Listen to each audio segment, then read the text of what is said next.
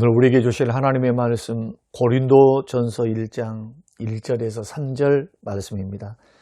하나님의 뜻을 따라 그리스도 예수의 사도로 부르심을 받은 바울과 형제 소스데네는 고린도에 있는 하나님의 교회 곧 그리스도 예수 안에서 거룩하여지고 성도라 부르심을 받은 자들과 또 각처에서 우리의 주 곧 그들과 우리의 주 되신 예수 그리스도의 이름을 부르는 모든 자들에게 하나님 우리 아버지와 주 예수 그리스도로부터 은혜와 평강이 있기를 원하노라. 아멘. 고마우신 하나님 아버지, 은혜 가운데 하나님께서 우리를 부르사 하나님의 말씀을 듣게 하시고 아침과 새벽으로 하나님의 음성과 더불어 함께 출근하게 하시고 또 하루를 살아가면서도 주의 말씀을 떠올릴 수 있는, 묵상할 수 있는 특권과 은혜 주신 것 감사합니다. 오늘부터 고린도 전서 강해를 통해서 영성이 회복되게 하시고 교회가 얼마나 쉽게 변질될 수 있는지, 우리 믿음을 바르게 세우기 위해서는 어떻게 해야 하는지 하나님 고린도 전서를 통해 우리 교훈을 받고 우리 신앙을 점검하며 십자가 위에 복음 위에 아름답게 세워져가는 성림교회 모든 식구들이 될 수 있도록 축복하옵소서. 감사드리며 예수님 이름으로 기도합니다. 아멘. 사랑하는 성도 여러분, 지난 밤에도 주 안에서 평안하셨습니까? 저는 오늘부터 고린도 전서 강해를 시작하겠습니다. 고린도 전서를 통해서 함께 은혜를 받고요. 탈 많고 문제 많은 고린도 교회가 남의 교회의 문제가 아니고 오늘날 한국 교회의 문제일 수도 있고 우리 모든 교회의 문제일 수도 있다는 문제의식을 조금 가지시고 함께 말씀을 나누었으면 좋겠습니다. 오늘 서론으로서 고린도 교회는 어떤 곳인가, 그리고 고린도 지역 안에 있었던 교회이기 때문에 그 고대 고린도 지역은 어떤 문화적인 배경을 가지고 있었는지를 우리가 살펴본다면 성경을 더 이해하는 데 도움이 되시리라 그렇게 생각합니다. 고린도시는 기원전 BC 146년경에 로마의 무미우스 장군에 의해서 파괴가 되었습니다. 그리고부터 100년 후 BC 46년경에 줄리우스 시저에 의해서 도시가 다시 재건되어서 로마의 식민지가 되었거든요. 이 고린도는 지금의 그리스 지역이죠. 그리스 지역.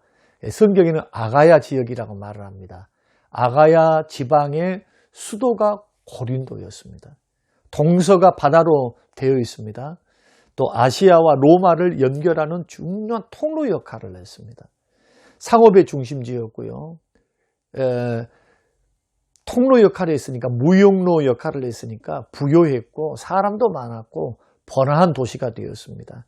그래서 당연히 사체가 성행을 했고 아포로디테 우상 신전이 있어가지고 우상 숭배가 많았습니다. 다양한 우상들, 심지어는 바닷가지요. 바닷가.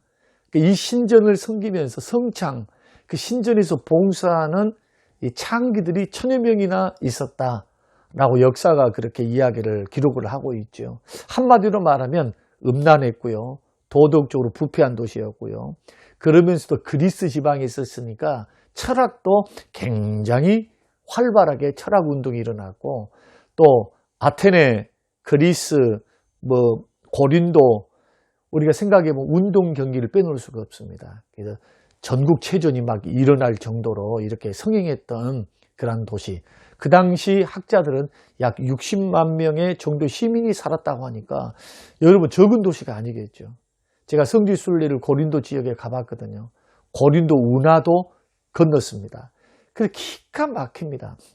그 지방이.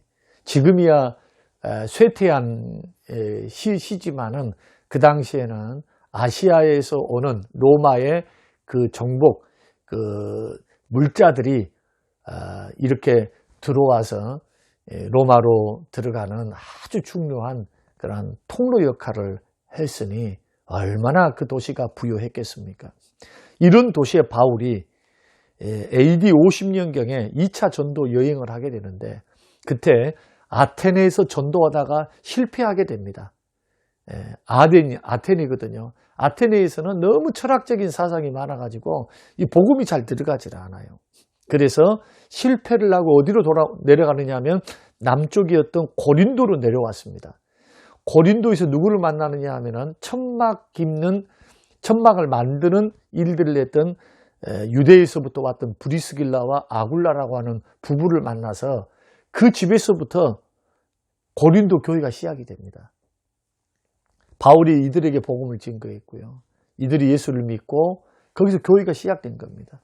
그리고 나서 점점 사람들이 많이 전도가 되니까 디도 유스도라고 하는 사람 집에서 1년 6개월 동안 교회가 그곳에 가정교회가 세워지게 됩니다. 그러면서 많은 신자들을 얻게 됩니다. 혹자는 말하기를 성경학자들은 약 200명 정도 되었다. 이렇게 이야기를 하기도 합니다. 이렇게 1년 6개월 동안을 고린도에서 멋있게 성공적으로 전도사역을, 교회 개척사역을 잘 하고 난 후에 이 고린도에서 사도 바울과 브리스길라, 아굴라가 떠날 수밖에 없었던 이유는 수리아로 떠나게 되거든요. 이 유대인들의 핍박이 굉장히 악랄했기 때문에 극심한 핍박이 있어가지고 그는 수리아 안디옥으로 떠나게 됩니다.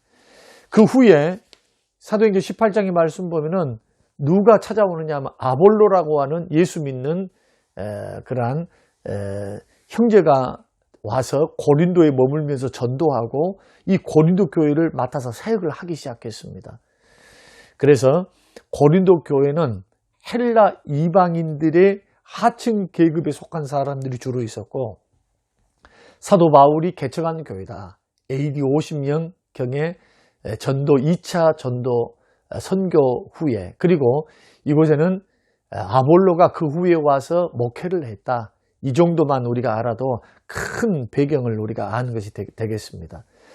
그리고 이 편지는 언제 썼느냐, 어디서 썼느냐, 사도 바울이 고린도 사역을 떠나서 에베소에 머물면서 3차 전도 여행 때죠. 주 56년에서 57년경에 썼다라고 추정을 합니다. 그런데 편지를 쓴 이유가 뭐냐 하면은 사도 바울이 에베소에 머물고 있을 때 고린도 교회 두 부류의 사람이 찾아옵니다. 하나는 1장 11절에 있는 글로에의 집 사람들입니다. 두 번째는 16장 17절에 나오는 스데바나, 보드나도, 아가이고라고 하는 이 두 부류의 사람이 에베소에 있는 자기의 첫 번째 목회자였던 사도 바울, 개척 창립 멤버였죠. 그 목사님에게 찾아와서, 사도에게 찾아와서 이런 문제들이 있었습니다. 당신이 떠나가 난 후에 교회에 이런 복잡한 문제들이 있으니 이걸 어떻게 했으면 좋겠습니까? 이 문제 해결을 위해서 사도 바울이 답을 쓴 것이 고린도 전서입니다. 여기에는 고린도 교회 안에 있는 문제점들을 우리가 몇 가지로 우리가 알 수가 있는데요. 8가지 문제가 등장합니다. 첫째는 1장과 4장에서는 분열, 당파 문제, 아볼로도 목회자였으니까요. 바울 다음에 바울파, 그리스도파, 게바파, 베드로파. 그러니까 사도 바울이 떠나 있는 그 1년 6개월이라고 하는 그 후에 떠나 있는 그 과정 속에서 시간이 지났겠죠. 유대인으로부터 베드로 제자들이라고 하는 사람들이 와서 이제 이 사역을 한 것이죠. 고린도 교회 안에서. 근데 당파가 생겼습니다. 나는 바울을 따라갈란다. 나는 베드로 따라갈란다. 아볼로 따라갈란다. 아니다. 이도저도 나는 그리스도파. 나는 예수님파다. 당파 문제가 1장부터 4장 문제. 두 번째는 근친상간 5장. 세 번째는 법적 문제. 예수 믿고 구원받은 고린도교회 성도들이 서로 다퉈가지고 세상 법정으로 문제를 가지고 와요. 세상 법적 문제. 6장입니다. 그 다음 네 번째는 결혼과 이혼에 대한 문제가 7장 문제, 7장이고요. 그 다음에 다섯 번째는 8장과 10장에서 우상 제물을 먹는 문제. 여섯 번째는 이 부인들이 교회 안에서 무질서하게 행동을 해요. 무질서하게. 남편들보다도 더, 남자들보다도 막 설치고 돌아다닙니다. 이 문제 11장에. 그 다음에 일곱 번째는 영적 은사 문제 12장, 14장. 그 다음에 부활에 관한 문제 15장. 어떤 소수이기는 합니다만은 예수님의 부활이 없었다. 육체로 부활 안 했다. 영으로 부활했다 하는 영지주의 이단의 사설에 넘어간 소수의 사람들의 이런 부활 문제에서 8가지 문제가 고린도 교회의 문제였다. 이것에 대한 답변이 고린도 전서입니다. 그러니까 우리가 이 고린도 전서를 공부하며 생각하는 것은 뭐냐면은 교회가 개척되고 고린도 교회는 1년 6개월 만에 굉장히 부흥한 교회입니다. 요새도 1년 만에 여러분 1년 만에 200명 모으기가 쉬울까요? 절대로 쉽지 않습니다. 근데 부흥에 갈 때 변질되기 쉬운 것이 바로 교회다. 그러니까 우리가 이 문제를 고린도 교회에만 국한시켜서는 안 되고 지구상에 있는 모든 교회가 다 겪을 수 있는 현상이다. 그래서 우리는 고린도 전서를 배우면서 고린도 교회가 겪었던 이런 고통과 혼란을 미리 막을 수 있는 성경적인 해답을 얻어야 됩니다. 그래야 성경을 통해서 우리는 이런 어리석음에 빠지지 않죠. 그리고 더 성숙함으로 성장하는 개인이 되셔야 되고요. 우리 성인 교회가 돼야 된다. 올바른 영성은 뭐냐? 고린도 전서가 강조하는 영성, 은사, 그리고 바른 신앙생활은 예수 그리스도 십자가입니다. 예수님의 십자가와 부활, 그 십자가 신앙으로만이 우리는 이 8가지 문제를 다 해결할 수가 있어요. 오직 십자가, 예수 그리스도 십자가만 주목하면 파당과 분당 문제, 가능 문제, 법적 문제, 이런 문제, 우상 문제, 이런 문제 다 해결할 수 있어요. 다 예수 그리스도 십자가, 다시 말하면 복음으로 돌아가야 된다는 겁니다. 복음으로. 이것이 고린도 전서가 우리에게 보여주고 있는 큰 핵심의 틀이다. 오늘 이쯤에서 말씀을 마무리하고 내일부터 본격적인 그러한 다음 주 월요일부터 강의에 들어가도록 하겠습니다. 여러분 함께 읽어주시길 바라고요.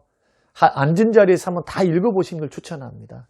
그렇게 해서 여러분 새벽 예배 사랑해 주시고 함께 말씀 듣기를 사모하는 우리 모든 성님의 식구들이 되시기를 주님의 이름으로 축원합니다. 고마우신 하나님 아버지, 고린도 교회의 문제가 비단 그들만의 문제가 아닌 오늘날 우리들의 문제있음을 생각하고 하나님 말씀을 통해서 미연에 잘못된 것들을 막고 이단 사설을 막고 잘못된 신앙을 고치고 깨어있어 주의 말씀의 기준에 의해서 우리 신앙과 삶을 만들어갈 수 있도록 하나님 영적 성장과 성숙을 이루는 우리 모든 성림교회 식구들이 되도록 축복하옵소서. 사모하는 마음 주시기를 예수님 이름으로 기도합니다. 아멘.